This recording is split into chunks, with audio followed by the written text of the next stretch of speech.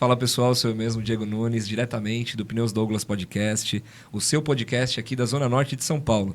Estamos aqui na primeira entrevista no estúdio Hiper Show, realmente é um show de estúdio que nos abraçaram e com certeza nós vamos fazer grandes entrevistas aqui nessa casa e ficamos lisonjeados pela recepção e também pelo pessoal que faz toda a parte técnica aqui e só dá mais qualidade para todos vocês que vão nos acompanhar e vêm nos acompanhando também. E hoje, nossa 10ª entrevista. Antes de apresentar a nossa convidada de hoje, as nossas convidadas de hoje, eu peço a vocês que se inscrevam no canal, ative o sininho, deixe seu comentário. Você que estiver assistindo, tira um print da tela, posta nas redes sociais, marca o Pneus Douglas Podcast, marca os nossos convidados também, que a gente vai repostar.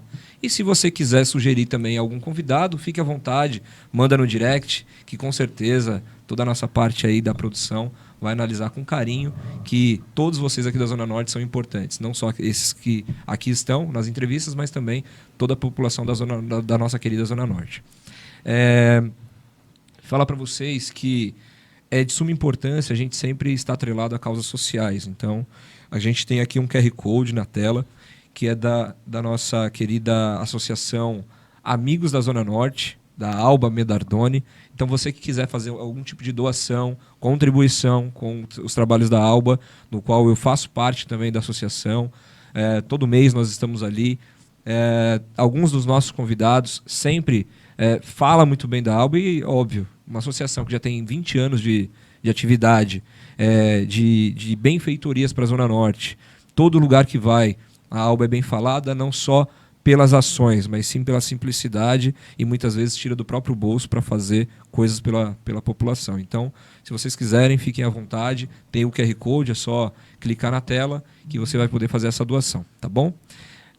Caminhando agora para a nossa apresentação, vou fazer uma apresentação breve, vou deixar para elas se apresentarem melhor. Estamos aqui no estúdio com Janaína Oliveira, eu vou colocar como mãe atípica, que é como nós estamos falando no dia de hoje. Também Alessandra Oliveira, atleta paralímpica. Muito bem-vindas, obrigado pela oportunidade. Não fiquem me olhando assim que eu fico intimidado. Muita gente no estúdio aqui. Muito bem-vindas, fiquei muito feliz com o aceite de vocês. Tenho certeza que a gente vai construir uma entrevista produtiva e grandiosa. Por favor. Obrigada, eu agradeço o convite a todos que têm nos acompanhado e dado esse apoio para o nosso trabalho. Eu sou Janaína Oliveira, sou mãe atípica, tenho 38 anos, sou morena, tenho cabelos curtos e no meu fundo tenho umas figuras geométricas preto, branco e cinza. E estamos aqui para contribuir de alguma forma para uma sociedade mais acessível, inclusiva, onde ninguém fica para trás. Obrigado, e isso foi uma audiodescrição, tá? Certo, Janaína? Isso. Então, agora, Alessandra Oliveira, respirando fundo. Por favor, se apresente. Primeiro, eu quero agradecer, né, pela oportunidade. Eu e minha mãe estão aqui. Meu nome é Alessandra Oliveira, sou atleta paralímpica e é isso. Ela não quer fazer audiodescrição, mas tudo bem. Vamos lá. Hoje vocês atualmente moram em qual região da Zona Norte? Qual o bairro da Zona Norte? Nós moramos ali no Parque do Chaves. Parque do Chaves. Nasceram ali? Nasci ali, 38 anos. Fiel. Fidelidade é a marca das pessoas que têm a raiz na Zona Norte. Qual que é a origem da família? Vocês vieram para lá em qual época? Os pais, os avós? Conta um pouquinho dessa trajetória para a gente, Janaína. Meus avós, né, são da Bahia e vieram para cá, para São Paulo. Aí a gente está aqui batalhando desde então. Minha mãe casou também cedo com meu pai, que veio do Ceará. E construímos aqui nossa família e até hoje aqui na capital paulista. E ali na Zona Norte, falando com o amigo Fábio, ele falou da questão da figura geométrica, né? Não sei se é assim que eu posso dizer, que é similar com uma cidade da França. Então, são ruas sempre circulares, né? Vocês praticam, tem muitas pessoas que fazem caminhada, corrida? É um bairro tranquilo? Como que é o bairro do Edu Chaves? Sou suspeita, né? Porque eu nasci ali, moro ali até hoje. É um bairro familiar, muito agradável. E realmente tem toda essa parte aí de caminhada, que eu caminho também faz tempo lá. Tem as praças, muito bacana. E bem acolhedor. É um bairro muito bacana e aconchegante de se morar. A Janaína possui quantos filhos? Qual que é o nome dos pais? Eu tenho 5 filhos. É a Beatriz, a Ana Paula, a Alessandra, a Letícia e a Ricardo. Minha mãe é viva, tem 63 anos, trabalha até hoje. E meu pai já é falecido. Perfeito. Alessandra, por favor. Gosta de morar no Edu Chaves? Como que é a sua vida no Edu Chaves? Tem apelido? Quer dizer, eu sei que tem, só quero que a galera saiba, né? Eu moro no Edu Chaves também desde que eu nasci, né? Estudo lá também desde que eu nasci, eu tô 8 anos na mesma escola, só me mudei esse ano por conta dos treinos, né? Sim. Então, particularmente, assim, eu adoro morar no Parque do Chaves, porque tem várias avenidas, é tudo perto, todo mundo se conhece. Se a gente não brincou na viela, a gente já estudou numa escola, ou a minha irmã estudou na escola do mesmo irmão daquele menino. Aí todo mundo lá se conhece. E é maravilhoso isso. Não pula a parte do apelido, por favor. Eu não tenho apelido. Eu vou... Posso não falar? Depende. Aquele que nós falamos na nossa conversa, no café. Tá bom. Tá. Então você mesma fala. Não, depende. Eu não sei qual que é. Leleca. Então tá bom. Leleca, É uma verdade. mulher, quase uma mulher. Você tá queimando o filme dela. Então, vai saber, né? Se tem uns paquera já ali. Aí, vai chamar de Leleca. Pô, ainda mais agora com tantas entrevistas, né? Medalhista. E aí... Chega, é Leleca ou Alessandra? Ale Oliveira. Ale o pessoal Oliveira. gosta. Você prefere também que se te chame de Ale, né? Eu gosto de Ale porque se você me chamar de Alessandra é meio muito formal, assim, né? Aí Ale é mais informal, assim. Você já sei que quer um pouco de intimidade mais comigo, que me conhece mais um pouco, aí eu gosto. E aí, quando a mãe ou alguém quer chamar atenção, é Alessandra. É Alessandra. Vai falar mais. Alessandra Oliveira ainda. Comparecer à diretoria. Mas já foi? Não, né? Não, Alessandra gosta de estudar. E qual escola que você estuda lá? Fala pra mim um pouquinho da rotina da escola, principalmente, não nos dias de hoje, mas assim, o início da escola que você... Quais escolas você estudou lá, na verdade? Então, Você falou que mudou de escola. Sim, eu estudei 8 anos no Amarelo, né? No Júlio Marconi Salgado, ali na avenida. E foi tranquilo até, porque eu comecei bem, meus professores de educação física, meus professores também de matéria, assim, geografia, matemática, tudo, sempre me apoiaram tanto no esporte, na educação física, tanto na escrita, por conta da minha deficiência. Então, foi tranquilo, assim, em questão de escola, de esporte. Eu sempre joguei vôlei, sempre pulei corda, sempre joguei xadrez, uno, tudo que tinha lá nas atividades, nas disciplinas que eu tinha que estudar. E agora, esse ano, que eu tive que mudar de escola, né? Agora eu tô na Gabriela Mistral, que é bem perto do Jardim Brasil. Sim. Eu estudo por conta dos meus treinos, né? Que é um período de manhã. Mas lá não é tão adaptado assim, mas dá pra sobreviver. Não fala que você jogou vôlei, não, porque senão o meu amigo Renato Leite, que é do vôlei sentado, vai querer tirar você da natação e levar pro vôlei sentado. E você já está representando muito bem a seleção, então deixa na natação mesmo. Se você puder nos falar, Janaína, como que foi a história, principalmente entre nascimento e amputação da Alessandra? Sim. Conta pra gente como que foi essa época. A Alessandra nasceu tranquilo, né? Foi um parto normal, a gestação normal. Só que com 4 anos ela teve vasculite, que evoluiu para necrose após varicela. E com isso teve os membros amputados, né? Numa tentativa de preservar a vida. Então, aí a gente começou essa caminhada aí, né? De descobrir uma outra possibilidade, como me ver como uma família típica. Mas até os 4 anos ela não teve nenhuma complicação, nenhuma intervenção. Então aí começa uma outra história a partir dos 4 anos e após a amputação. Foi antes da amputação e depois. A história se dividiu aí. Sim, mas aí essa questão da amputação, como que foi a conversa dos médicos contigo? Vai precisar amputar? Ou então essa aceitação da família? Você, principalmente você, né? De falar assim, pô, será que não dá para preservar ainda o membro? Ela ficou 2 meses internada na Santa Casa.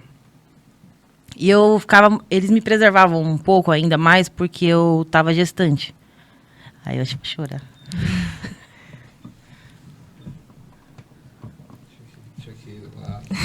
Já sabia.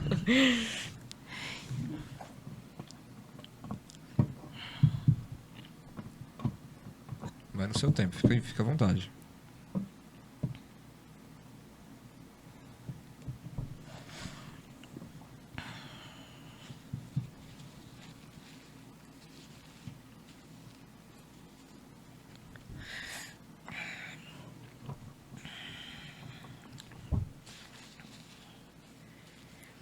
Então,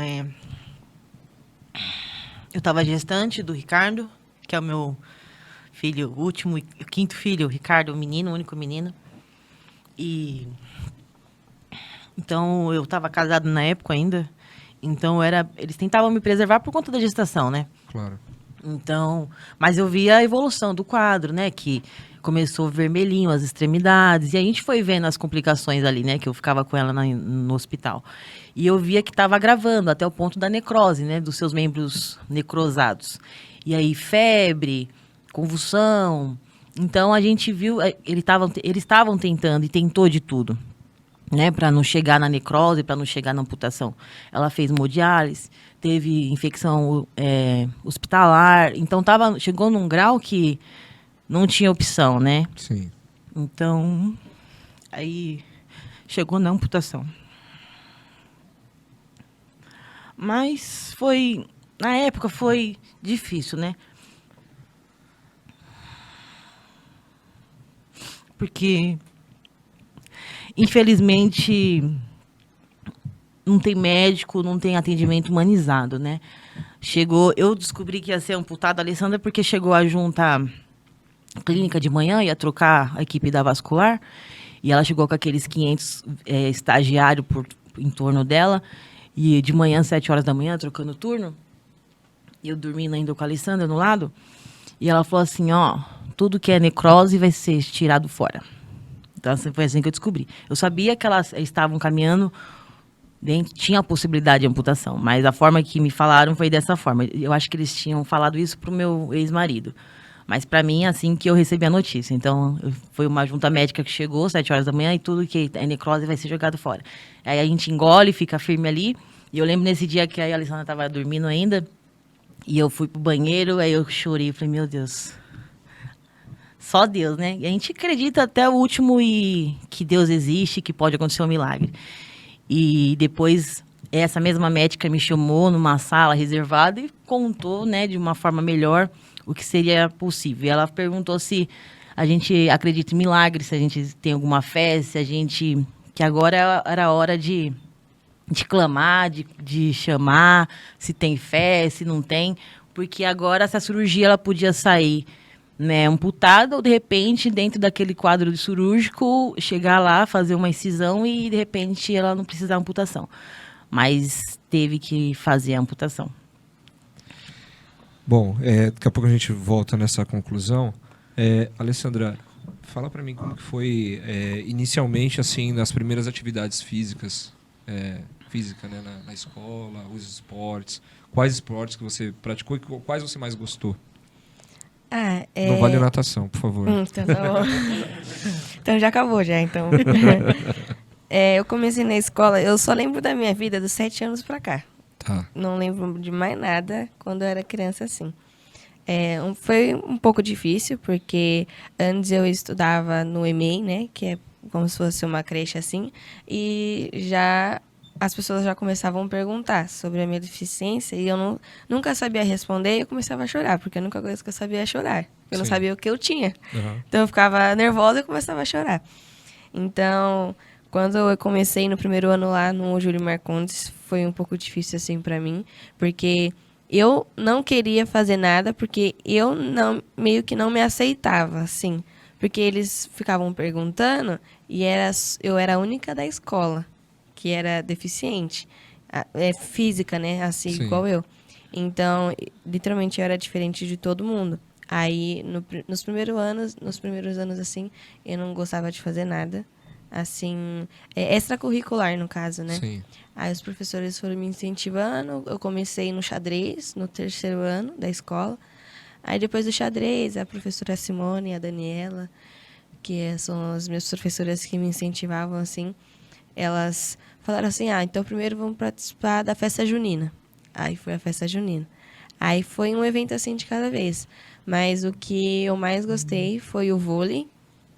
Eu comecei no 4º ano, o vôlei. Ficava na escola praticamente o dia inteiro, por conta que eu fazia literatura, depois eu ia pro vôlei, aí às vezes eu ia pra robótica, e eu ia pro xadrez. Então, uma parte do meu desenvolvimento hoje foi graças aos meus professores da escola, mas o que eu mais gostei, assim, foi o vôlei, porque era o mais difícil e foi o que eu consegui. Mas mesmo você com as amputações a amputação nas pernas, como que você fazia para jogar vôlei, por exemplo, com eles? Então, tipo, o meu professor, ele era bem rígido comigo, porque eu falava assim, eu não consigo. Já pra ficar sentada jogando Uno, né? Sim. Com o pessoal que também não queria jogar vôlei. Mas ele não deixava. Aí eu ia lá. Tipo, o toque, eu sou obrigada, né, no caso, a fazer com os 2 braços assim. Certo. Eu não posso chegar com esse, porque então vai vir pra Sim. lá. Então, foi adaptações assim que ele me ensinou, assim, na gambiarra, pra eu jogar. Então, tipo, como se fosse manchete. Eu nunca ficava na 3ª posição, que é esse lado. Eu sempre ficava na esquerda, porque eu conseguia fazer manchete pra cá. Então, a equipe, assim, meus colegas que estão desde o 1º ano comigo também cresceram junto comigo.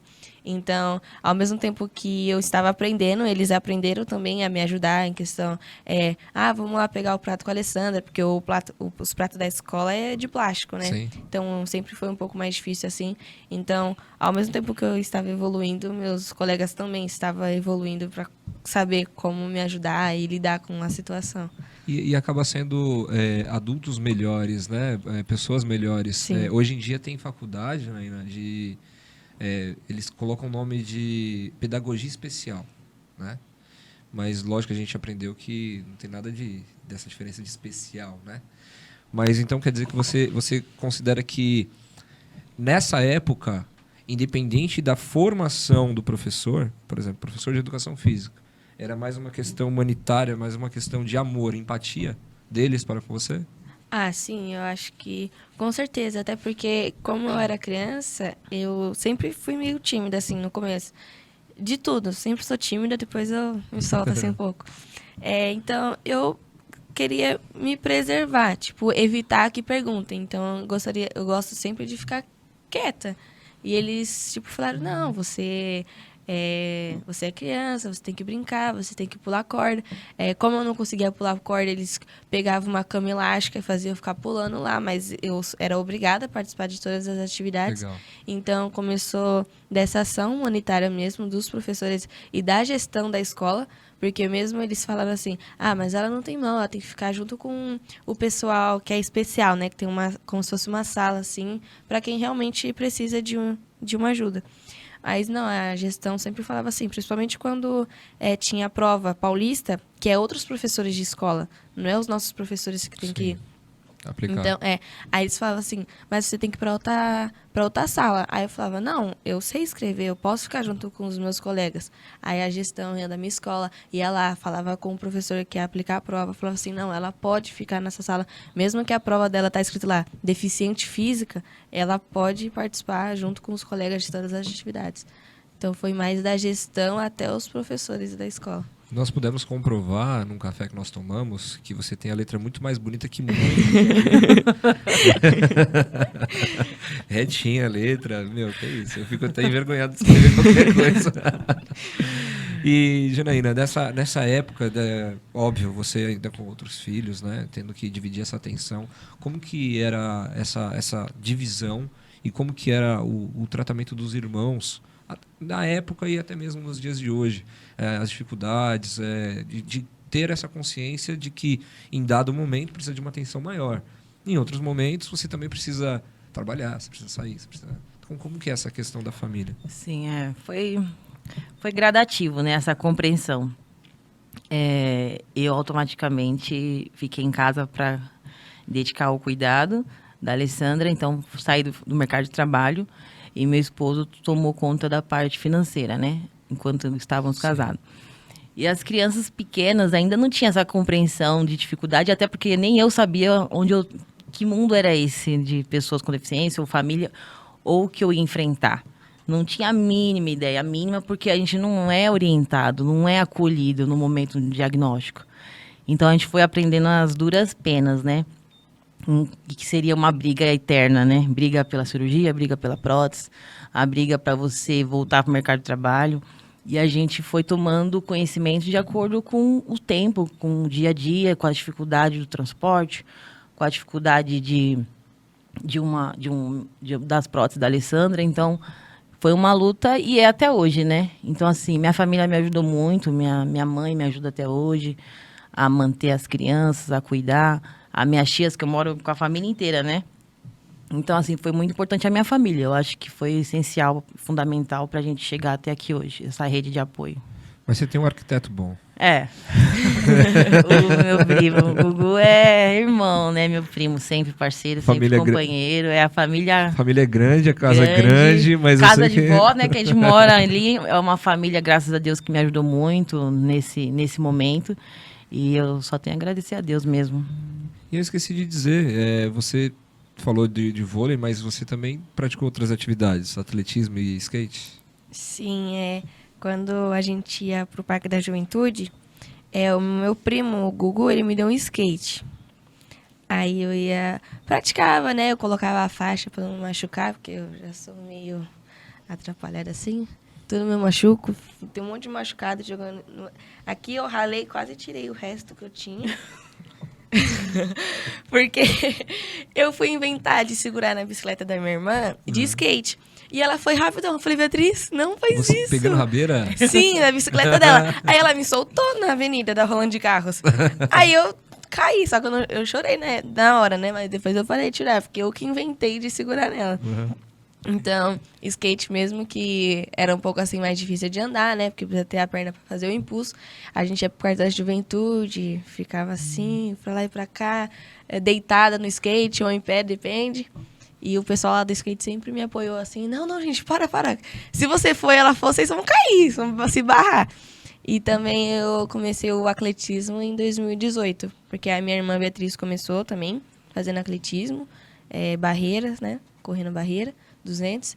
Aí também foi um amigo da minha mãe, o Júlio, que ele é cadeirante e fazia corrida, eu acho, de rua, não sei o que ele faz.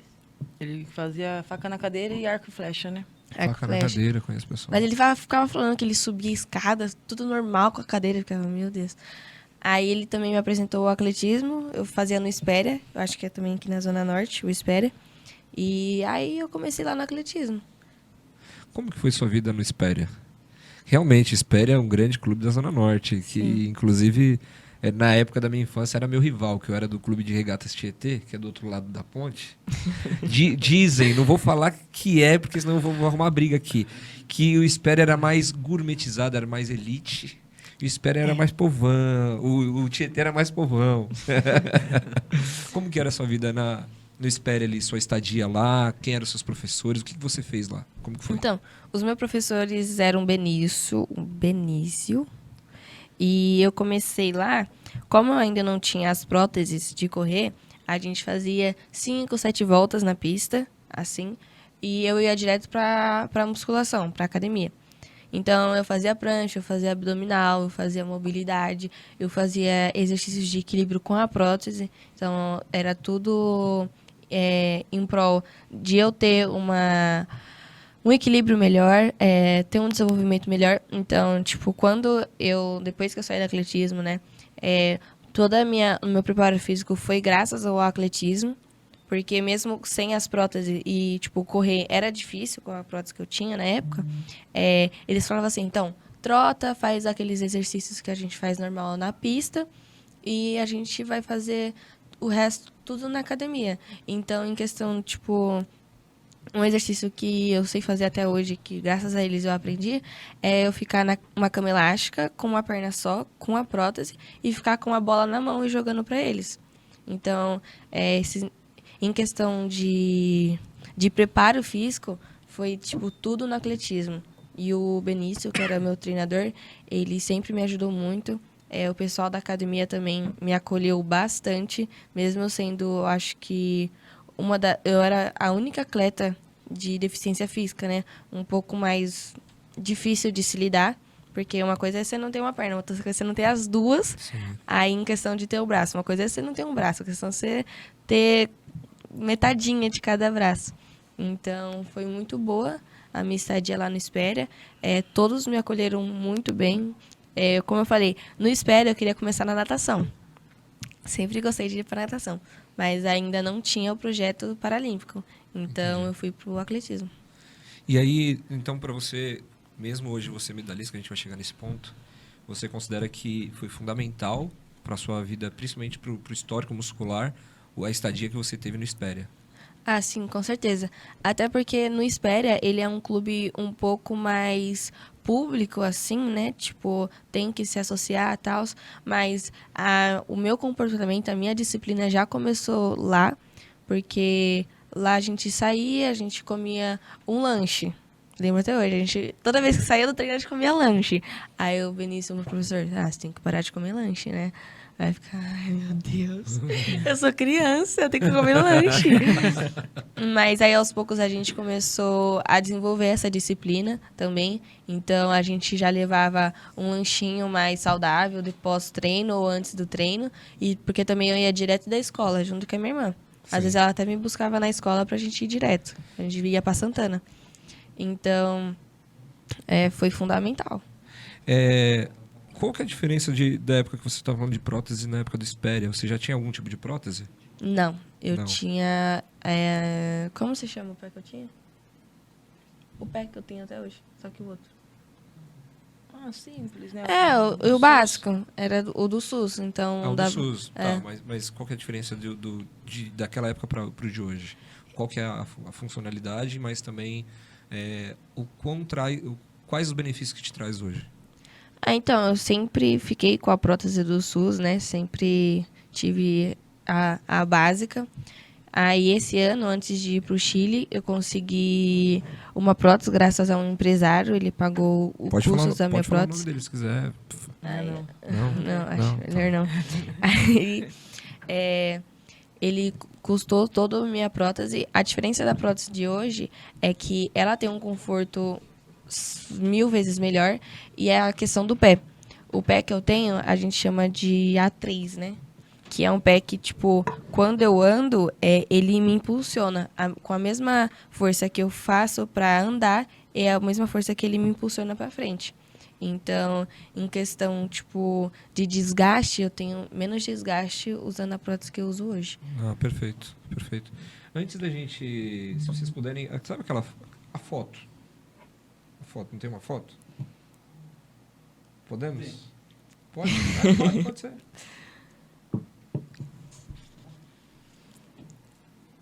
Foi... Mas que segredo, pra que segredo? É assim mesmo. Eu não.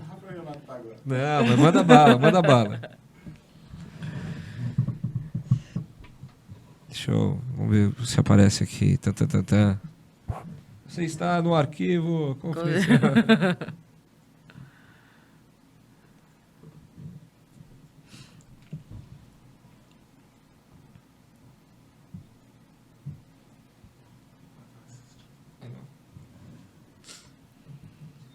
Eu acho que a foto ali né, meio que nessa questão de época.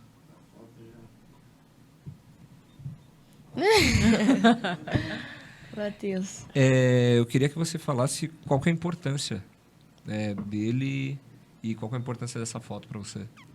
O Matheus, eu considero ele meu padrinho, porque ele sempre me ajudou muito. Eu acho que a maioria das fotos... Não, pra falar a verdade, eu só tenho foto com ele no hospital, quando eu tava internada. Que eu tenho no meu celular, no caso, né? É só com o Matheus. Ele também é outro que, tipo, fica no meu pé toda hora. Que minha deficiência, ela não importa para ele. Então, eu sempre tive que fazer muitas das coisas. Eu acredito que acho que meu pai e minha mãe conheceram ele na infância. Então, eu acho que ele também foi um super apoio para minha mãe e para o meu pai. Quando eu saía dos hospitais, porque eu tenho que fazer uma cirurgia, por conta que os meus ossos crescem, né? Aí tem que regularizar. Ele sempre me ajudou muito, ele ia me buscar lá no hospital. Então, eu acho que foi graças a ele também que eu sou quem eu sou hoje, né? Porque também ele nunca passa pano pra mim. Se eu tô errada, eu tô errada. E é isso. O Matheus é quase um pai. Legal, legal. Eu não vou nem perguntar pra sua mãe sobre isso. Né? Eu pulo. Ó, cuidado. Manda... agora a gente vai assistir um vídeo. Queria que vocês assistissem comigo. Por favor.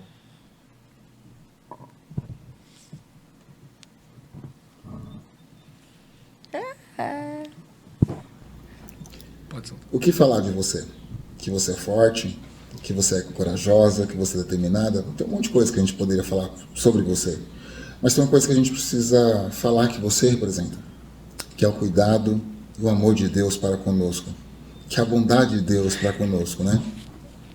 Dos momentos de luta, de incerteza, de angústia, onde nós não sabíamos se veríamos você, se teríamos você no outro dia, para momentos de alegria, de extrema alegria, em poder ver você crescendo, em poder te ver competindo, em poder estar na arquibancada gritando por você, estar torcendo por você, buscar você no aeroporto, poder jantar ao seu lado, te ver contando os causos e as histórias dos momentos nas competições.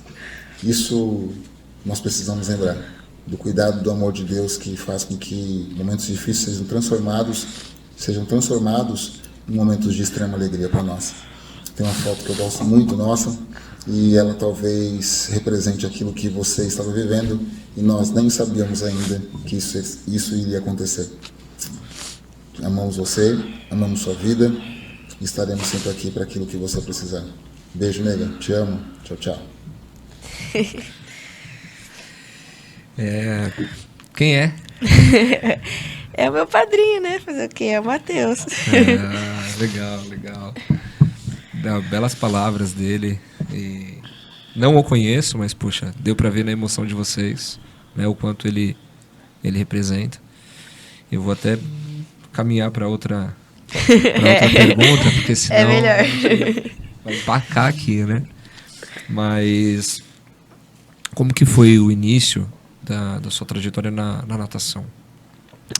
Eu saí do atletismo, né? O Júlio, que me apresentou o atletismo, ele também me apresentou a natação. Eu comecei lá em 2018 também. Eu não fiquei muito tempo no atletismo. Sim. Eu comecei, pra falar a verdade, com o professor Felipe. Eu falei assim, professor, eu quero ver a pista. Não quero ver a piscina, eu quero ver a pista, porque eu quero fazer atletismo. Isso aonde era? No Comitê Paralímpico Brasileiro. No CPB. Quando começou a escolinha, em 2018, foi quando eu entrei. Aí a gente foi no atletismo, eu ainda fui junto com o meu irmão Ricardo, a gente correu lá na pista, junto com o Júlio, que ele é cadeirante. Aí a gente desceu pro segundo andar. Aí minha mãe, ele perguntou se a gente queria fazer uma aula, e eu falei, não tenho maiô, porque eu vim pro atletismo, né? Aí minha mãe falou que tinha levado um maiô na bolsa. Aí eles me deram a touca, deram um óculos lá pra eu começar a nadar. Aí depois do primeiro dia de visita, eu não saí mais da natação. Foi assim que começou. Aí teve a pandemia, também eu tive que fazer uma cirurgia para correção dos cotos em 2019. Então eu fiquei 1 ano, aí veio a minha cirurgia. Depois só voltei em 2021. Caramba, de 21 pra cá, já todos esses números, todas essas medalhas, esses recordes, 2 anos, assim, se falar de treino e aí já é alto rendimento, né? Sim, foram 2 anos. Pra falar a verdade, eu me considero que eu entrei no alto rendimento esse ano, né? Por conta que em 2021 eu participei só de 2 campeonatos.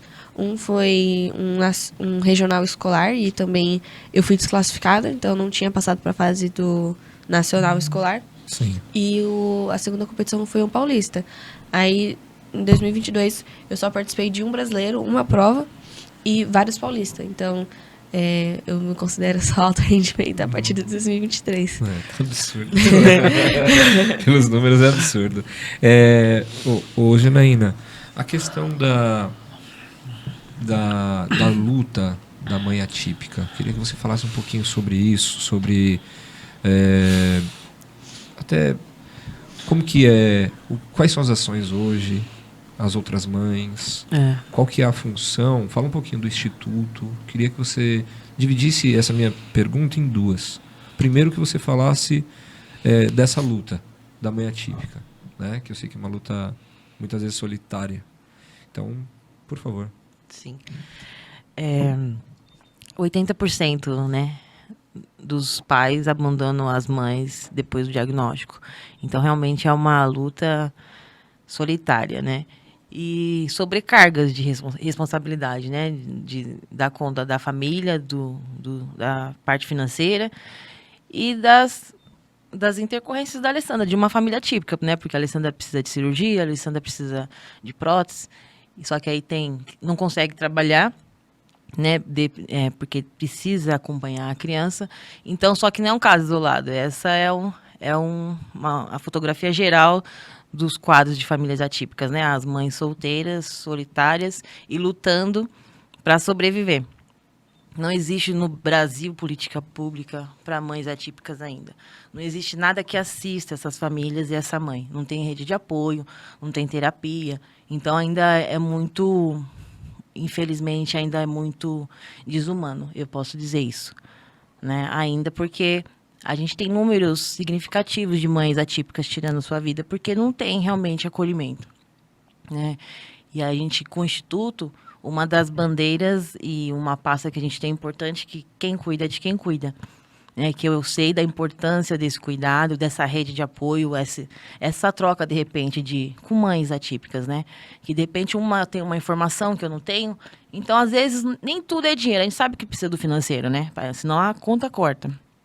Só que tem coisas que tá acima disso, né? Às vezes um caminho, uma informação, e isso que é importante, essa troca de experiência, uma informação, um caminho a percorrer, eu acho que é importante. O Instituto, a gente trabalha com essa rede de apoio, faz palestra de saúde mental, numa tentativa de acolher essas mães e falar da importância dela, do trabalho delas, que ainda que o governo, ainda que o Brasil, ainda que o prefeito não reconheça, a gente está aqui para falar que elas têm valor, e sem ela talvez nossos filhos não estariam aqui ainda, né? Existe uma renúncia, existe um trabalho, existe uma pessoa que está trabalhando 24 horas, mesmo sem reconhecimento, mas por amor. E você antes disso, qual que era a sua função? Você trabalhava CLT Sim. e tudo mais, e aí depois teve Eu trabalhava numa loja de calçados, faturamento, contas a pagar, e decorrente depois da amputação da Alessandra, eu saí do mercado de trabalho realmente só para cuidar dela. E dentro de casa, cuidando da Alessandra e das crianças, a gente trabalhei com bolo, trabalhei na feirinha da madrugada, tentando sempre conciliar o cuidado e, de repente, ter uma verba, algum valor para ajudar em casa, contribuir de alguma forma, né? Porque, na verdade, assim, às vezes o atleta, quando ele chega no alto rendimento, né, o paralímpico, ou até mesmo o olímpico, eu não vou falar do olímpico, mas o paralímpico ou paradesporto, que a gente está também nessa luta, muitas vezes ele tem uma bolsa atleta. Mas a bolsa atleta, não vou nem falar de valor, porque tá muito, muito discrepante. Mas não assiste a família, né? Não. Não é questão de você ter uma BMW, mas pelo menos um Fusca. Não é questão de você ter transporte público, sei lá, só o ônibus, mas você precisa do ônibus do metrô, que depois a gente vai falar um pouquinho do seu dia a dia, que é absurdo. Às vezes a gente reclama de tanto coisas ridículas. Ridículas a gente reclama de falar assim, tá sol, tá frio, não tenho, né, para comer num restaurante melhor, mas quando eu ouço, né, ainda mais nas atividades que eu tenho, mas também ouvindo a Alessandra falar naquele dia sobre o que ela vai falar pra gente. Eu não vou dar spoiler, não vou dar spoiler. E aí essa questão da Secretaria Municipal da Pessoa com Deficiência, da Secretaria Estadual, como que tem caminhado isso? Eu vejo que você vem Agora parece que tem cursos que está caminhando Sim, um pouco. tá Lentamente caminhando. está caminhando, mas Sim, tem é cursos gradativo. não só para pessoa com deficiência, mas também para a família. Sim, agora em 2023, está se abrindo essa discussão. Né? Então, assim, tá caminhando, graças a Deus. Né? Eu falo que dou graças a Deus que a Alessandra nasceu nesse tempo, né? Que é um tempo onde as pessoas com deficiência são reconhecidas como cidadão, né? Teve Sim. tempo que nem era gente. Sim. Então, graças a Deus, hoje tem uma secretaria. E tem uma secretaria da pessoa com deficiência municipal, tem o estadual, hoje tem o conselho municipal, tem o conselho estadual. E as pessoas precisam saber que existem esses conselhos, né? As mães, os atletas, as crianças com deficiência, os adolescentes precisam participar e ser protagonista. Eu falo para a Alessandra sempre que eu posso falar como mãe, mas como deficiente é ela que tem autonomia, né? Eu não tenho deficiência legível, né? Mas é importante a gente participar desses fóruns, dessa discussão, para melhorar, porque ninguém vai fazer por nós o que ninguém está na nossa pele, né? Eu posso falar com propriedade da mãe atípica, porque eu sei o que eu enfrento. Eu sei que eu não consigo mercado de trabalho. Eu fui em 500 entrevistas, mas quando você faz a entrevista e você fala que é mãe atípica, você fala que tem filho, você fala que não tem rede de apoio, um marido, você é desclassificada, você é descartada. E essa é a realidade. Então, hoje a secretaria está caminhando para ter parcerias com empresas, para, de repente, acolher essas mães de alguma forma, né, e voltar para o mercado de trabalho, está dando curso, o próprio CPB tem parceria, o Sebrae está fazendo parceria com o CPB agora, e é tudo recente ontem, né? Sim, então, sim. assim, a gente está construindo isso, e a importância de a gente participar e multiplicar essa informação, como eu falo, é muito importante a gente multiplicar essa informação. Entendi. Não, verdade.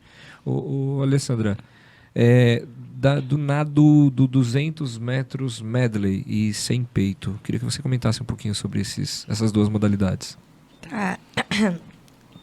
O 100 metros peito, ele é um nado que ele é técnico, né? E os dois, eu acho que é os mais difíceis da minha classe, assim. É o 100 metros peito e o 200 medley. O peito é a minha prova principal. É o que você gosta, né? É uma prova que eu gosto. É o que você fala, é minha prova. É minha prova, essa é a minha prova. Porém, quando minha professora sempre fala, a Mara, que as duas provas você não pode fazer na pressão. Porque se você desencaixar elas, você desencaixou. Você não vai conseguir mais nadar durante o percurso da prova, no caso. Né? Tipo, você está desesperada, nadou errado, na sua cabeça você vai tentar fazer certo e faz errado ainda. Mas pior ainda. Sim. O nado peito, ele é um nado coordenativo, juntamente do medley. O medley a gente nada os 4 estilos. Então, a gente vai no 50 borboleta, volta no 50 costas, vai no 50 peito e volta no 50 crawl. Nossa. Então, eu acho que é um dos piores nados, assim, sabe? Então, eu ficava frustrada quando eu nadava o medley. Porque eu fazia minhas parciais muito bem, né? As parciais ida e volta, ida e volta.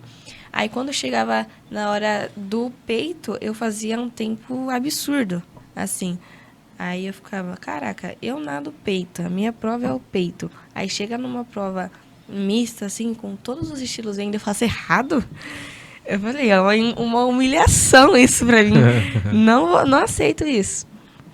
Então, eu acho que... eu não sei o que explicar. É muito complexo explicar o medley e o peito. Mas e da parte das classificações?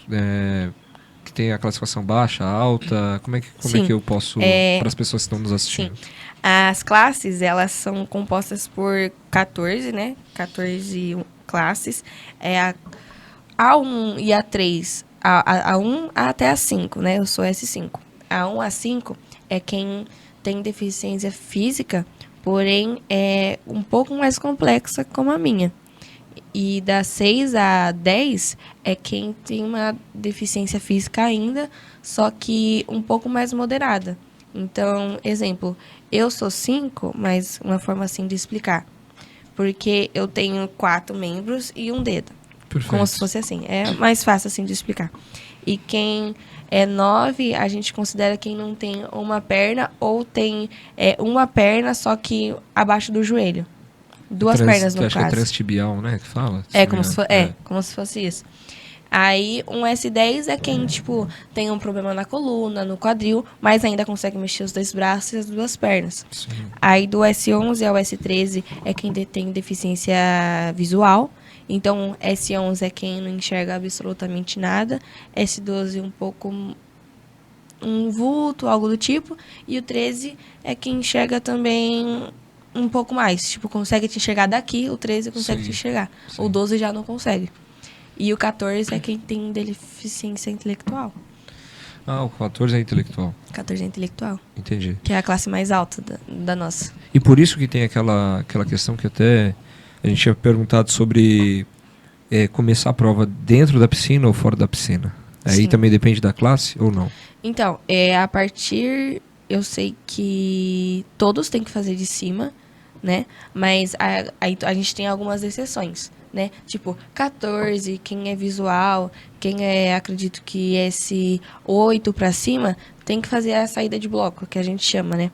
Mas, exemplo, quem tem uma deficiência igual a minha, ou que é um cadeirante, aí a gente pode optar com essas exceções que o IPC, eles dão pra gente, que é ou sair de cima ou sair de baixo. Exemplo, tem cadeirante que não é cadeirante. Como assim? Essa mágica eu não entendi. Tem cadeirante que talvez ele, às vezes, não consiga andar muito. Cansa muito rápido, tem algum problema na perna. Tá, Ou no quadril. Mas para fazer a saída de bloco, ele consegue sair de cima. perfeito. Então, mesmo ele sendo cadeirante, tem essa característica, ele também tem uma exceção. Aí ele pode sair de cima. Como eu sou eu sou S5, mas eu sou SB4, porque aí eu já desço por conta da minha deficiência, a maioria desce de baixo, porque aí já são 4, né? Sim, Já sim. saí de baixo. Mas como eu sou S5 e desci para 4, Sim. aí eu posso sair de cima. E aproveitando, conta um pouquinho pra gente como que é a sua rotina diária entre escola. Férias pra você agora, essa época deve ser maravilhosa, né? Eu adoro. A sua rotina, treino, escola. Fala pra gente com detalhes, da hora que você acorda até a hora que você chega novamente em casa. Então, o portão da minha escola abre às 7h15, né? Fecha às 7h15. Então, eu saio de casa, como é do lado, tudo do lado, né? O Parque do Chaves. Eu saio 7 horas de casa, acordo 6h30, 6h15, 6h25. Aí o despertador vai indo até eu tirar Vai desligando. Mais 5 minutos. até eu acordar. Mas aí a minha mochila de escola, tanto de treino, já tá pronta. Minha mãe sempre faz a marmita no dia anterior para mim levar para a escola. Vou para a escola, tomo café em casa, vou junto com a minha prima, a gente é da mesma escola, da mesma sala, da mesma idade. Aí eu vou para a escola, faço o que eu tenho que fazer na escola, estudo, matéria, prova, trabalho. Aí eu saio da escola 12h35. 12h35 passa meu ônibus. Como assim? Você sai 35 e 35 passa o ônibus? Sim, exatamente. Então, eu saio da escola e falo, professor, por favor, abre só um minutinho antes para eu poder, meu ônibus vai passar. Aí eu pego o 167, né, o 1767, que vai pro metrô. E ou se eu não pego ele, eu faço meus amigos de bicicleta me levar até outro ponto, porque o ônibus já passou. Eu fico, me leva que eu vou perder meu ônibus. Só daqui meia hora vai passar outro. Aí eu já vou ter me atrasado. Aí eu pego meu ônibus, da 12h35, e eu almoço no metrô ou no ônibus, né? Normalmente é mais no metrô, porque no ônibus aí sempre tem alguém que quer sentar pra... Ou sempre o idoso, ou quem às vezes tem mais deficiência que a minha. Então eu falo assim, não, pode sentar, tô sentada já. Tava na escola. Sou atleta.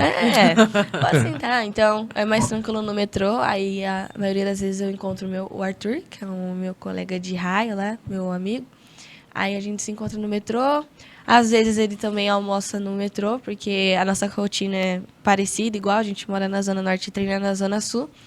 Então, a gente almoça no metrô. Nosso treino começa às 2 horas, mas por a gente morar aqui na Zona Norte, a Mara deixa a gente entrar na piscina às 2h30, então a gente chega sempre meia hora atrasado. Ou quando tudo colabora, tá em prol da gente, a gente chega 2h15, mas sempre atrasada. Aí a gente treina 2h30, sai da piscina 4h30. A gente sempre prioriza a nossa técnica, como a gente nada depois, a gente coloca uma força, assim, mas tudo bem humanizado. Então, pode ter lesão, principalmente a gente que é da piscina, né? Fala que não tem lesão, mas por ter Sempre.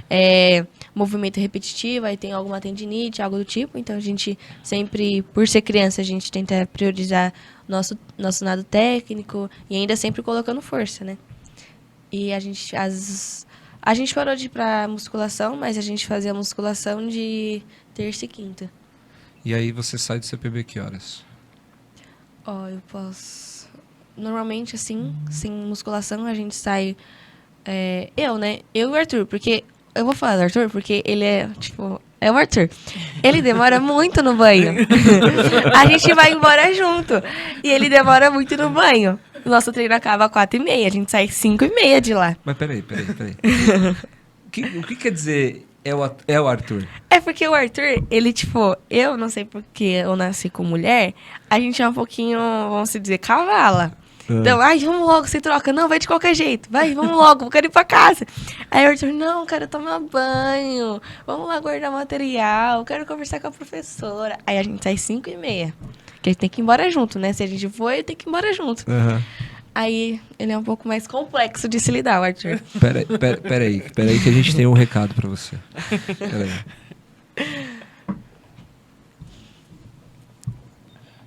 Vamos ver se ele falou mal de mim. Acho que não. A Alessandra é uma menina, como eu posso falar, muito determinada, muito centrada no que ela gosta. Ela tem uma disciplina invejável, é uma pessoa muito companheira, muito amiga. Sempre que você precisar, você pode falar com ela, que ela sempre vai te ajudar, sempre vai estar lá para te ouvir. E é por isso e por outras coisas que eu sou fã da Alessandra. E extremamente grato por ter ela como minha amiga e estar na minha vida. Ai! Tá explicado quem é o Arthur aí, Ele assumiu que ele é meu fã, ele nunca fala isso. Aí, Arthur. Da hora. E aí vocês saem de lá esse horário e chega em casa mais ou menos? Umas 7h30, 8h. Dá tempo pra arrumar mala pra voltar? No outro Ah, dia? dá, tipo, a gente coloca como a gente tem vários maiôs, né, várias toalhas, a gente sempre deixa secando. Eu não deixo, porque eu fico extremamente cansada. Eu peço pra minha irmã, você quer R$2? Estende pra mim. Estende pra mim, por favor, que eu tô cansada. Mas aí a mochila é bem fácil, assim, de arrumar. A gente, no CPB, a gente tem um armário. Então, em questão, assim, tipo, de touca ou maiô, às vezes eu deixo lá. Deixo sempre uma reserva, porque se eu esquecer por conta que tá na escola ou preciso voltar pra casa e aconteceu alguma coisa, Sim. sempre vai ter o meu material já lá. Entendi. Aí facilita um pouco nessa questão de tempo e com tudo certeza. mais. E aí, a Janaína, nesse período de afastamento, você tinha comentado algo sobre uma possível mudança? Sim. A gente tá até onde voltou, né? De umas casas que a gente foi ver no Jabaquara, no metrô Conceição próximo, porque realmente o ano que vem ela tá no Nacional, tem uma seletiva importante em maio, porque é para Paris. E esse tempo que ela tem dentro do metrô, no vagão, é um desperdício para ela, né? Assim, ela perde muito, né, na qualidade de vida. E no potencial, ela podia estar estudando, podia estar almoçando numa mesa de casa, né, Sim, com uma claro. qualidade, descansar. Então a gente entende que é importante hoje ela estar mais próximo do CPB.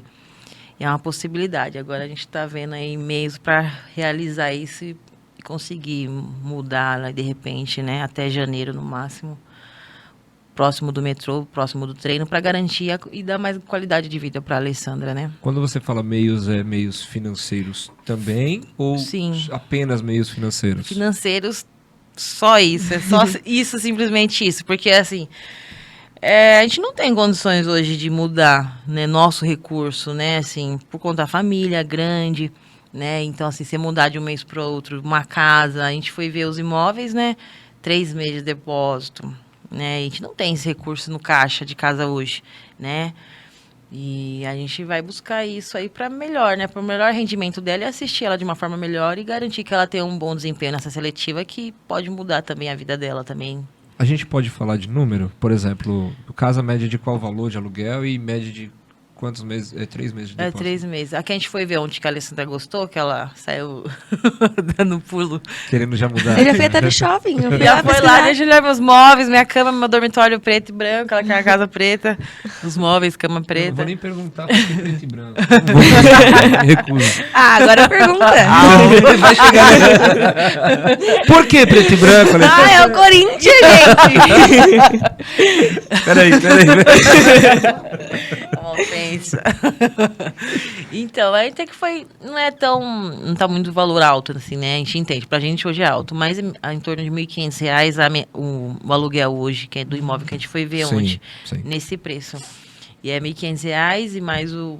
2 depósitos, né? Ela falou 3, e aí você chorar muito, você dá 2 e paga durante o ano esse terceiro. Perfeito. Só que aí tem mudança, tem imóveis, tudo, né? E a gente não consegue mudar com a família inteira. Então seria a Alessandra, né? A gente estaria fazendo essa ponte, minha mãe me ajudar com a Alessandra pra lá, porque tem mais 10 em casa lá, a gente precisa assistir. Tem uma neta agora, pequena, as crianças, e mudar todo mundo de repente Sim, agora rotina. é muito. Não daria. Mas seria mais para assistir melhor a Alessandra. Perfeito.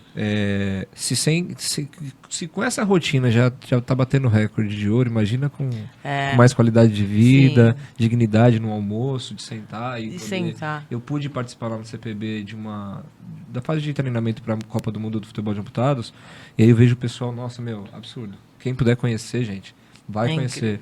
Lá no refeitório, o pessoal almoçando todos os tipos de deficiência, né? Sim. E aí o pessoal se ajudando. Aí você não sabe o que fazer. Você fala, a pessoa não vai conseguir fazer o prato dela, não faz até o seu, se deixar. Vai, não, e como que vai escolher? Veja, como que você vai escolher se é frango ou é carne? Ou tá no seu prato ali, a pessoa é deficiente visual, ela vai... E sabem separar, sabem comer, sabem tudo. É muito legal. Muito melhor. Acho que as outras qualidades, não é qualidades, as outras... os outros sentidos, né, aguça. Os outros sentidos, eles aguçam. E quanto à questão de mudança, você já disse e tal, tudo mais. Fala um pouquinho do Mundial. Mundial do México e do Parapan de Santiago. Então, o México, a gente foi para fazer uma classificação internacional, que é exigido pelo IPC, né, para eu conseguir participar do Parapan. Eu fui convocada para o México porque eu fiz 3 segundos abaixo do índice do Parapan e eu não tinha classificação internacional ainda, eu tinha feito no Nacional. Só que aí no Nacional eu fui desclassificada. Aí eu não consegui... Não, foi no Nacional, era pro Mundial em Manchester. Não sei se você ficou sabendo. Teve um Mundial em Manchester na natação. Aí eu fui desclassificada no peito. E eu só nado peito. Então, aí já eliminou. Eu já sabia que eu não ia, né? Mas eu gosto de ter fé. Então, vai se acontecer um milagre ali, né? E eu ia ser convocada. Mas aí, eu fui desclassificada no Nacional e teve a oportunidade de eu participar do Brasileiro e nadar os 100 metros peito de novo. Aí, no 100 metros peito, eu consegui o índice pro Parapan. Aí falaram assim, então tá bom, você precisa fazer uma classificação. Aí eu falei, vai ser classificação aqui no Brasil, né? Vou ter que fazer tudo aquilo de novo e tal. Aí eu falei assim, não, você vai ser convocada pro México. Eu falei, caraca! Tá bom. Eu fui pro México na expectativa de só fazer classificação. Eu já tava com a mente pra isso, porque no CT eles disponibilizam psicólogo pra gente, fisioterapeuta pra gente conversar também, né, sobre tudo que acontece. Então, eu e ele já tava colocando na mente, que é o Patrício, que a gente só vai pra classificação. Sim. Então, porque também fica muito à flor da pele, né? Você, vamos pro México, a gente vai ganhar todas as medalhas, que sei lá o que. Então, a gente já foi na expectativa de só fazer a classificação e se ganhar medalha é lucro, porque eu já venho treinando para isso. E se não vir também, a gente só veio para classificar. Então, não foi tão importante assim, mas ao mesmo tempo foi. Porque no México, eu estava com 0 expectativa de medalha e eu saí com 2 medalhas de ouro. Foi por ITC, então eu nadei com quem é intelectual, nadei com S8, mas foi para quem estava mais perto do recorde mundial. Caramba! Que a gente chama de índice técnico, né? Então, eu ganhei 2 medalhas de ouro por ITC, mesmo nadando com S14, mesmo nadando com S11. e pela final de jovens, né? Teve 2 finais lá porque tinha bastante gente, então separaram. Final de jovens e final o absoluto, que é o de adulto. Aí quando eu fui convocada pro Parapan, indo pro México não te classificaria automaticamente pro Parapan. Você só ia ter uma classificação internacional e ia subir pro ranking mundial. Então, eu tava com uma expectativa, mas também não estava. Tipo, eu vou, mas também eu não vou. Se eu for, é lucro. E se eu não vou, eu vou nadar pro nacional. Vou treinar de qualquer jeito. Aí, quando a gente chegou no México, 7 horas da manhã, eu não lembro quem... Foi minha mãe e minha avó que foi me buscar às 7 horas da manhã lá do México. E a lista da convocação ia sair 10h30. Aí eu falei, eu vou dormir pra passar mais tempo. Aí eu fui acordei 11 horas ainda. Aí eu tava na casa da minha avó, ainda abri o celular e saiu a convocação. E o meu nome é né? É o primeiro que saiu lá. Foi o segundo. O primeiro foi o Alan, depois foi eu. Aí eu falei, caraca, eu fui convocada, eu mandei pra minha professora já tinha visto, aí meus amigos, o Arthur, me mandou mensagem, olha lá o Instagram do CPB. Eu falei, Arthur, eu acabei de ver. Aí eu fui convocada pra nadar os 100 metros peitos, os 200 medley, que eu nadei na seletiva. Mas aí abriram 2 provas pra mim, que foi os 50 metros borboleta e os 50 metros costas. Eu fiquei em 4ª colocação no medley, no borboleta, sim. E em 7º lugar no costas e eu peguei o ouro no peito, né? O ouro no peito foi aquela foto? Foi aquela que foto. Saiu, né? Várias fotos, né? Mas você saiu surpresa com o resultado do ouro ou o resultado do índice? Foi mais porque, assim, eu tinha feito como se fosse uma aposta. Eu não posso fazer aposta, mas eu gosto de fazer aposta. Antes de ir pro Chile, minha professora ela não foi convocada, que é a minha treinadora não foi convocada. Qual o nome dela? Mara Rúbia. Mara Rúbia, um beijo pra Mara Rúbia. isso aí. A gente estava em busca do recorde das Américas, né? Sim. Que era, na época, era 2:11:81. Então, a gente estava treinando. No México, eu tinha feito 2:14:94, eu acho. Então, a gente falou, a gente tá perto do recorde. Aí todo mundo fica falando, porque eu tô na época que é só assim, você dorme, melhorou o tempo. Eu fico, gente, não é assim. Eles ficam, nossa, se você fazer uma final de manhã, uma semifinal de manhã, dormir e nadar à tarde, você baixou seu tempo. Eles falaram que a gente tá nessa época. Aí, quando a gente chegou do México, a gente treinou bastante. E antes de ir pro Chile, a gente estava nessa expectativa de bater o recorde das Américas, mas na minha cabeça também não. Porque eu sabia que eu tinha capacidade para isso, mas que não ia ser agora no Chile, né? Que tipo assim, baixar 3 segundos é muita coisa. 3 segundos para quem nada ou para quem corre. Sim. Aí, quando eu tava lá no aeroporto, lá no Chile ainda, porque a gente pegou 2 aviões para ir para Guadalajara, o meu treinador, ele falou, o Fabiano falou, eu vou apostar um fone e eu sou louca por fone do CT. Porque Ela é louca pelo fone.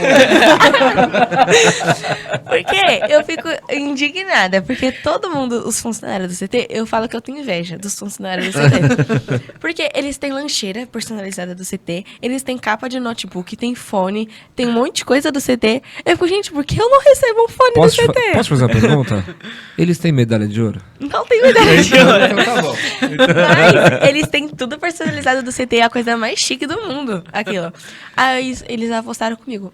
Se você bater o recorde das Américas lá no aeroporto, a professora Soraya e o professor Fabiano, eu vou te dar um fone do CT. Falei, eu quero fone do CT. E quando eu fui nadar, eu tava com fone de ouvido, que eu peguei do meu professor Fabiano do CT ainda, tava me achando muito, porque eu tava toda trajada do CT. Tava CT, Brasil, tudo do Brasil, tava me achando lá.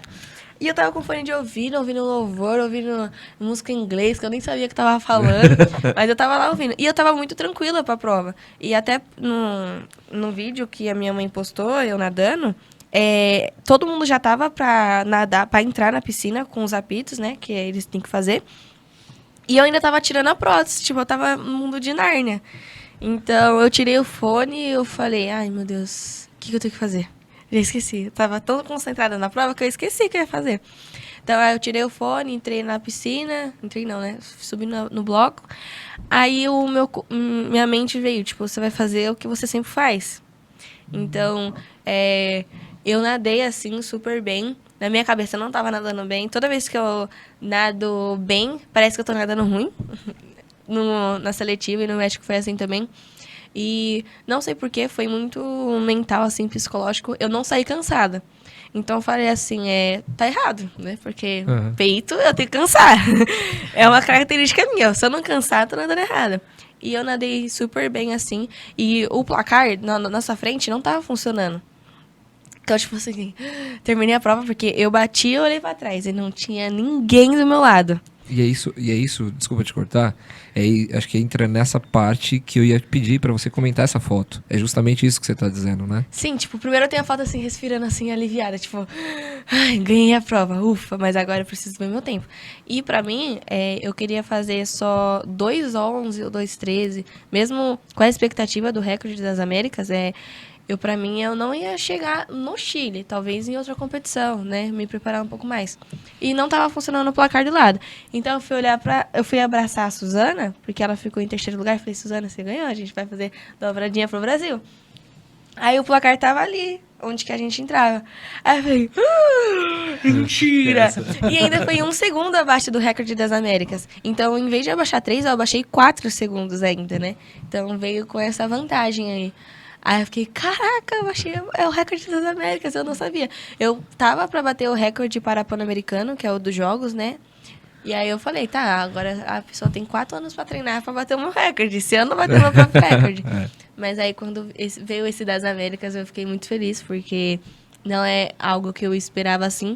Eu sabia que eu tinha capacidade, mas o meu mental não estava preparado, o meu psicológico não estava preparado pra essa emoção do recorde das Américas. Perfeito. Tem um recado pra você. Pode soltar aí pra gente, por favor? Será? Vamos ver quem é. Acho que é a Mara. Ah! É a Mara. A Alessandra é uma menina muito talentosa e muito esforçada e dedicada. Isso é uma característica muito forte. E uma outra coisa que ela não faz de jeito nenhum é desistir também. Então ela chegou quietinha e depois de muita dedicação, muito esforço, trabalho duro, ela fez um barulhão, né? Então às vezes assusta isso, mas eu sei que ela vai conseguir colocar mais uma coisa na cabeça dela e ela vai fazer até o final, porque é uma característica forte dela e ela faz por merecer isso. Muito dedicada, ela sempre buscou saber os resultados das adversárias, buscou vídeo para melhorar cada vez mais, para alcançar um objetivo. Isso eu admiro muito e agradeço por ter feito parte disso, ter visto cada treino, ela se dedicando cada vez mais, vindo com, professora, olha só, eu consegui ver isso aqui, aí eu fiz assim, e isso vai formar ela como pessoa, como atleta, uma pessoa muito maravilhosa, talentosa, esforçada. Eu acho que isso vai conquistar inúmeras coisas aí na vida. Beijão. Isso aí. E é o que vocês falaram, né? Na questão do quanto é importante um profissional na vida da gente, né? Sim. Que vê que ali teve um momento que ela estava se segurando, emocionada já. Então, como você mesma falou, né? Antes disso ela não tinha sido convocada, mas que com certeza isso reflete, né? O seu resultado lá é muito do trabalho dela junto com você. Eu queria te fazer uma pergunta, Janaína. Fazer um paralelo da época entre que teve a amputação e você vendo sua filha medalhista. Vai começar. Chega do Raul. O que passa na cabeça de uma mãe? Acho que passa que valeu a pena, né? Tudo, né? Todo o sacrifício. Valeu a pena a renúncia, valeu a pena a gente passar apertos financeiros, valeu a pena porque ou cuidava, eu garantia a terapia, eu garantia acompanhar ela no CT, no Jabaquara, de uma ponta para outra, ou ia trabalhar para garantir o financeiro. Então a gente passou e paga o preço até hoje, toda a família. Né? Então meus filhos, né, eles poderiam ter uma mãe trabalhando de segunda a segunda, das 8 às 8 e ter, de repente, um pouco de conforto, mas não teria a Alessandra reabilitada e independente, com a autonomia que ela tem hoje. Então isso, ver hoje ela assim, bem, hoje onde ela chegou, é dever cumprido, missão cumprida, e graças a Deus, e meus filhos, que hoje a gente torce junto e tá aí junto, graças a Deus. Legal, legal. Tá respirando. Tá aprendendo. Vai ter igual na natação, que você vai poder... Assim, não, tem que respirar, mas assim, é muito orgulho mesmo. E meus filhos, eles caminhar com a gente, entender a importância, e hoje eles veem que valeu a pena, né? Ai, a mãe não tem preferidos, né? Os irmãos, às vezes, pensam que a gente tem preferidos. Eu falo para eles porque a gente entende a necessidade, né? Eles são crianças, hoje são adolescentes, a Beatriz é a mais velha, tem 18. Sim, claro. Mas a gente, como adulto, a gente vê a necessidade, a importância de um acompanhamento, né? Das terapias, de você buscar. Ela achou um caminho através do esporte, né? De voltar, né, para a sociedade, em buscar autonomia. Então, eu tive que me dedicar esse tempo para ela. E eu falei assim, essa era a minha missão e meu sonho, ver a Alessandra reabilitada, com autonomia, com independência, e bem psicologicamente, emocionalmente, se aceitando, né? E fazendo parte da sociedade nessa construção de um mundo melhor e mais inclusivo.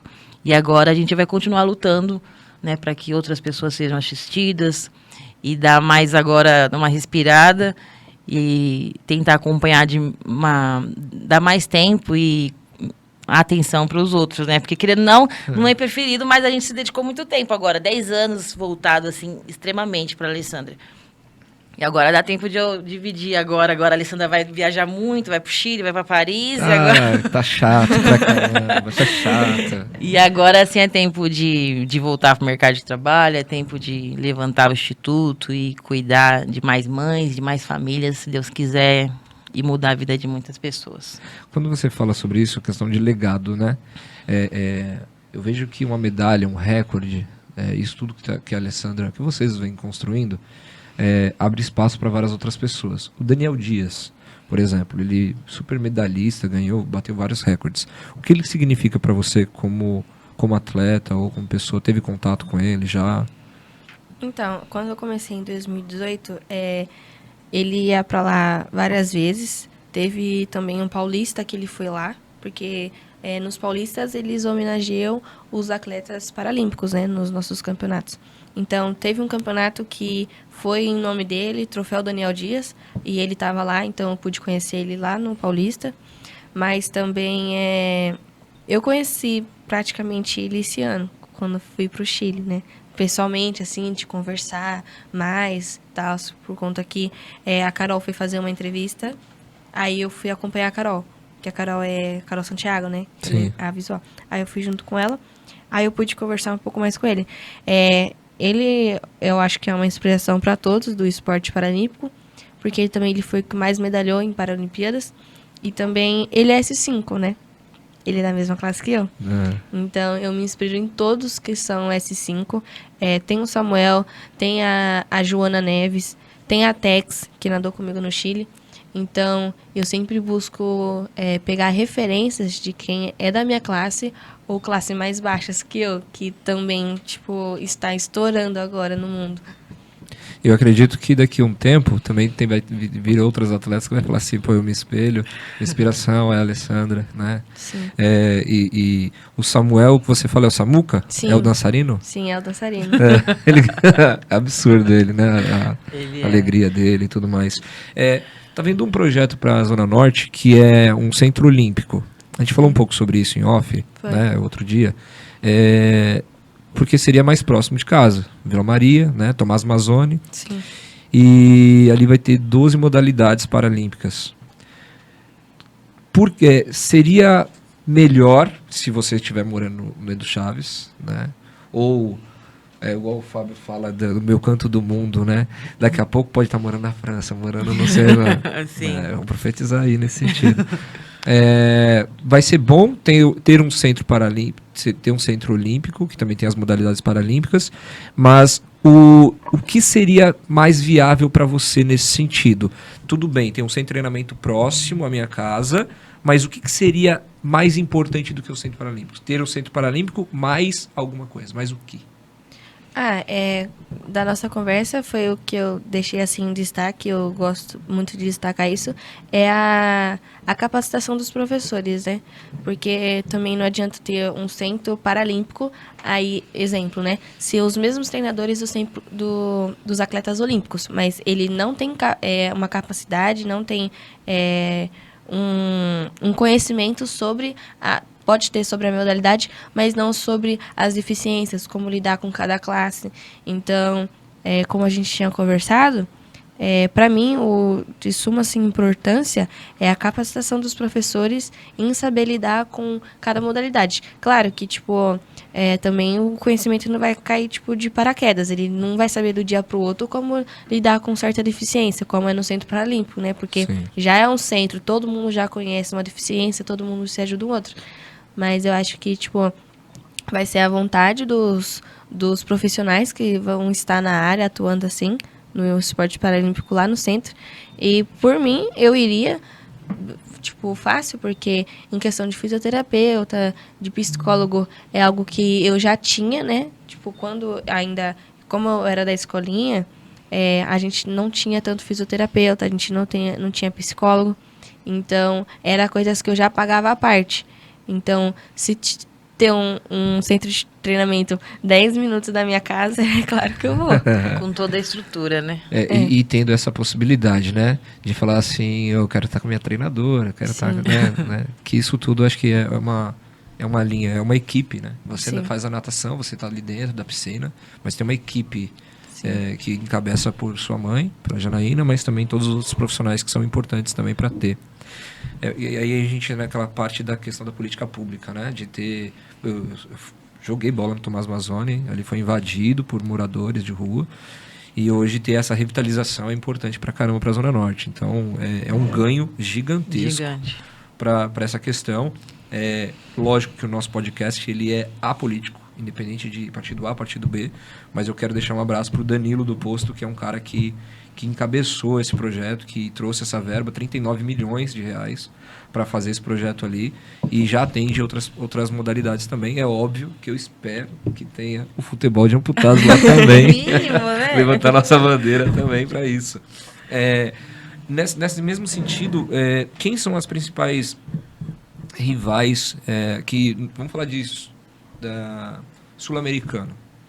Quem são as principais, que você fala assim, poxa, elas estando na prova, o sarrafo aumenta, como que é isso? Então, eu cheguei agora, no caso, né, porque elas já estavam no ranking mundial, as colombianas, a Mariana e a Gabriela.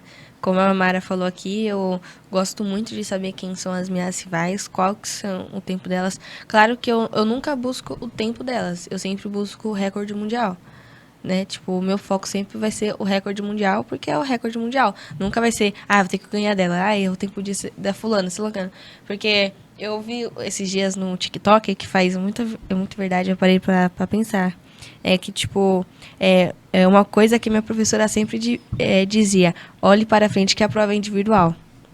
E querendo ou não, ninguém ligava pra isso, né? Na escola ninguém liga. Mas parando pra pensar, isso é pro resto da vida. E isso encaixou muito na natação quando eu vi esse negócio. A prova é individual.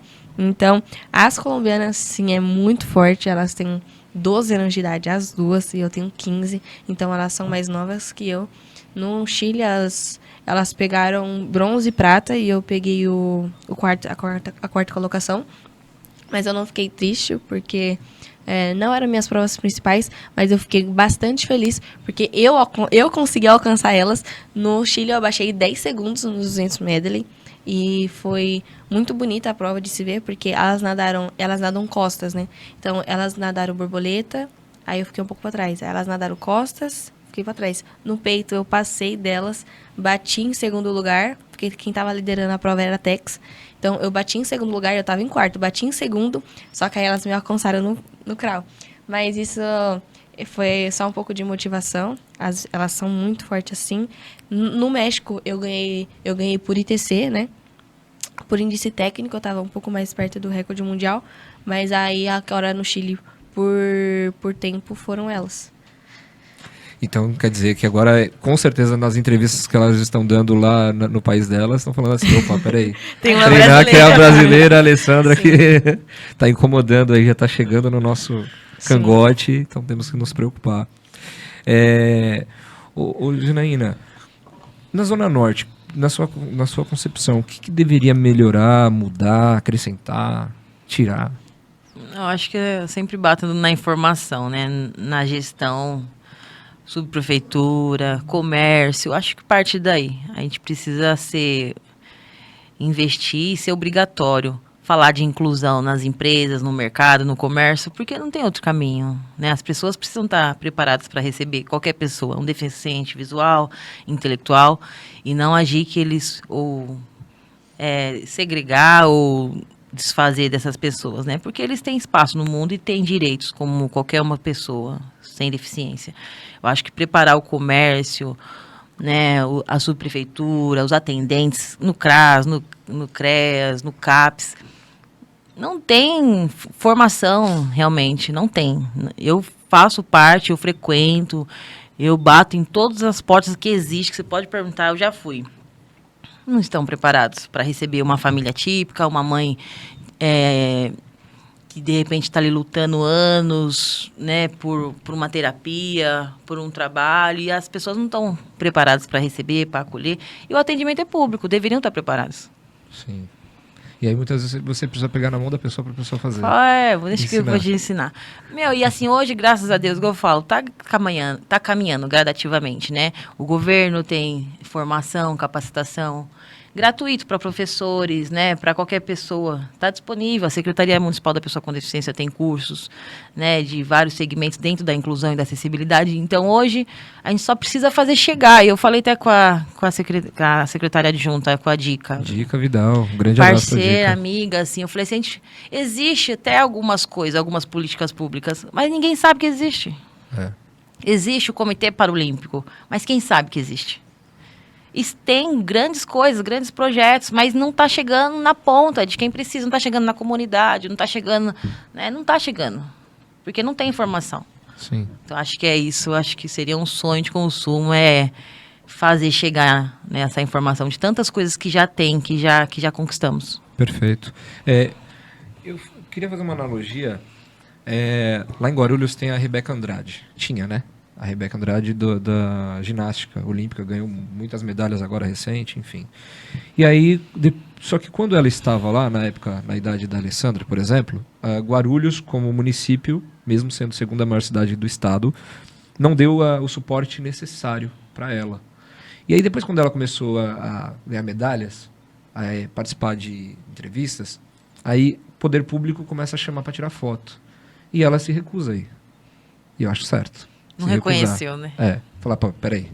Quando eu precisei, quando minha família precisou, quando minha treinadora tirava do bolso dela para me ajudar, não era o município, não era as empresas, que eu bati na porta pedindo apoio, né? Porque graças a Deus o nosso podcast, vários empresários assistem, então não adianta, não precisa esperar bater na porta. Né? Nós tivemos um caso, não vou entrar muito nesse detalhe, vocês participaram de uma outra entrevista e o empresário ele falou, como que eu posso ajudar? Então a pessoa se oferece e fala, peraí, como? E aí muitas vezes vocês mesmos falam, caramba, é verdade, eu não sei nem como. Vamos criar junto em várias mãos. Então, nessa analogia que eu estou dizendo aqui, sobre a questão da Rebeca Andrade, para a Zona Norte não perder a Alessandra, o que precisa? Por exemplo, um centro, tudo bem, o Tomás Mazzoni, de repente um Espéria, o que precisa dar de suporte? Porque ela pode treinar no CPB, amanhã ela pode escolher morar na Espanha, mas sempre ter a referência e falar, a Zona Norte. A Zona Norte me criou, a Zona Norte me deu esse suporte. Quando eu falo Zona Norte, num contexto geral, os moradores, né, esse reconhecimento. O podcast, que é da Zona Norte, nós criamos para a Zona Norte. Então, o que você considera que seria interessante? Ela hoje, medalhista, vai abrir várias portas, óbvio. Sim. Mas o que você considera que seria? Eu acho interessante, o próprio Instituto seria interessante. Porque a gente está falando de acolhimento à família da pessoa com deficiência. E na Zona Norte a gente não tem referência. Verdade. Então a gente fala de acolher e um tratamento humanizado. De repente, ali uma assessoria jurídica, que a gente sabe que é terrível. E tudo é por meio judicial. Tudo que você se conquista, tudo que você precisa no Brasil é lutando. Né? E você ter ali um espaço para aquela mãe ter uma terapia, uma psicólogo. E a gente precisa de uma estrutura humanizada. Não, a gente vê pessoas, humanos, mas não vê assim, humanidade. Isso é literal. E o meu sonho é realmente ter um espaço e se criar um trabalho, um projeto que as pessoas se sintam valorizadas e pertencentes à sociedade, né?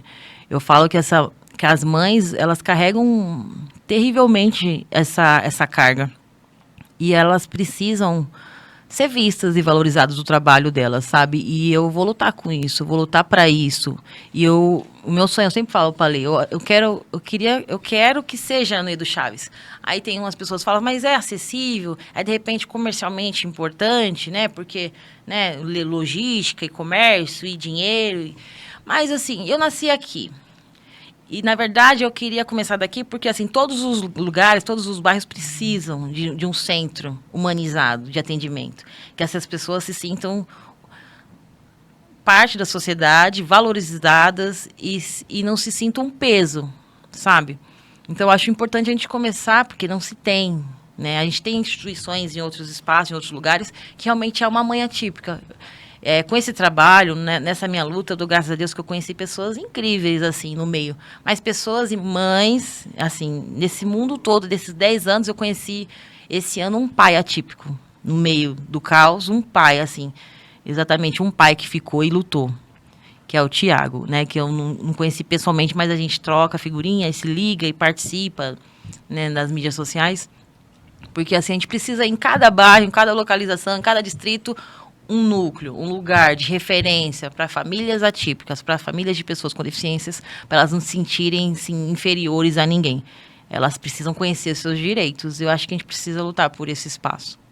Então, quer dizer, o Instituto Alessandro Oliveira, óbvio, com referência a Alessandro, Alê, estando com uma sede no bairro do Chaves, Zona Norte, já é um legado, já é algo que vai sempre ter esse elo, que ela pode viajar o mundo, mas vai estar sempre ligado à Zona Norte. Exatamente. Perfeito, perfeito. Consegui fazer essa analogia.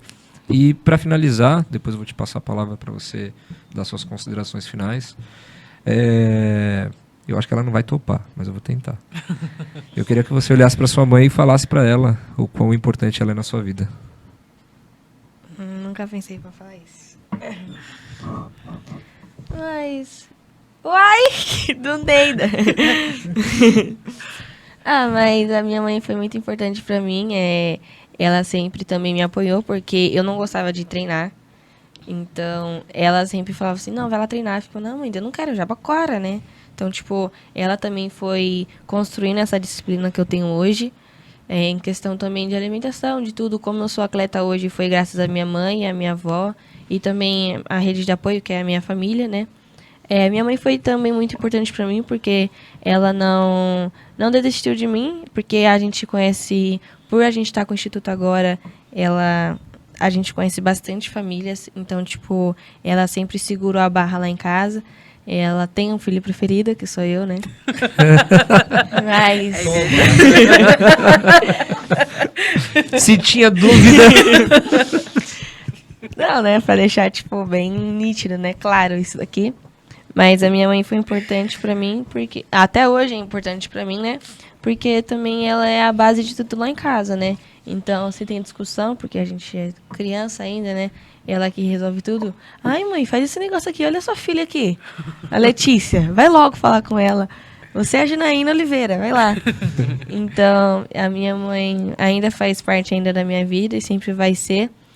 O Instituto não é no nome dela, mas a representatividade é sobre ela, né? Sobre as mães atípicas. Então... toda vez que eu vou para o campeonato, eu sempre falo do Instituto, mas é sempre representando a minha mãe, que não pôde estar comigo, ou minhas professoras. Aí é difícil. Eu não vou segurar, não dá não. Janaína, suas considerações finais, por favor. Calma.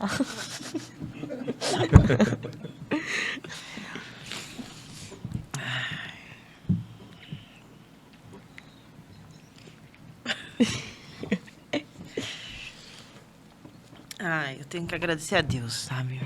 Realmente, eu não tenho força. Você não tem? Se você não tem, quem tem? Só Deus. E eu agradeço a Deus.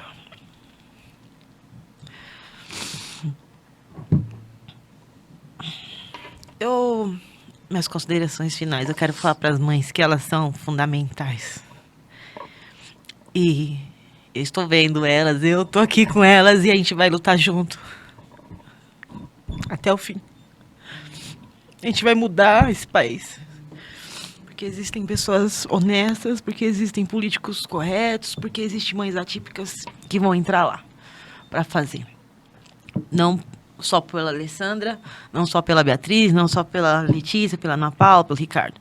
Mas nós vamos lutar pela família da pessoa com deficiência. Até o final. Isso aí. É isso aí. Eu vou passar para você também fazer umas considerações finais. Quer mandar? Ó, Péssimos com palavras. não sou a Xuxa. Não é beijo pra mãe, pro meu pai, pro meu tio. Mas fica à vontade, sua câmera é aquela. Se quiser mandar um abraço pra quem você quiser.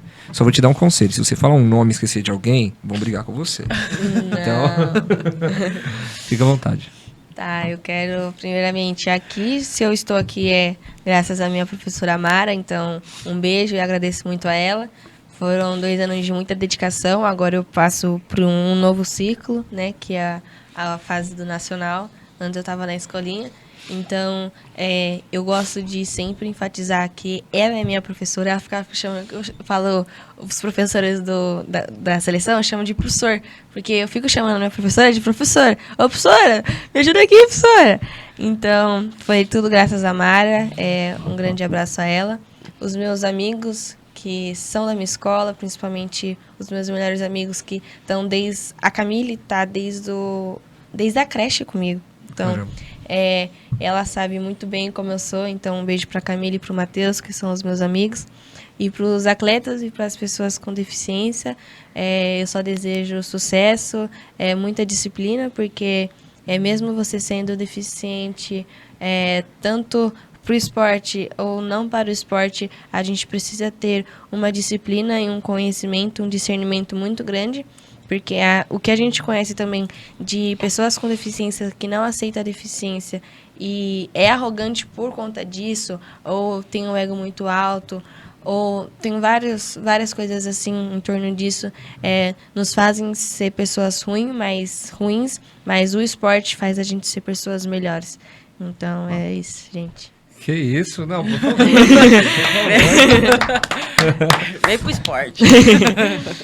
Pessoal, mais uma vez, você que estiver assistindo essa entrevista, é incrível. Tira o print, posta, marca todo mundo aqui. Verdade, deixa o Instagram do Instituto, deixa o seu Instagram também, por favor. Valeu. Tá.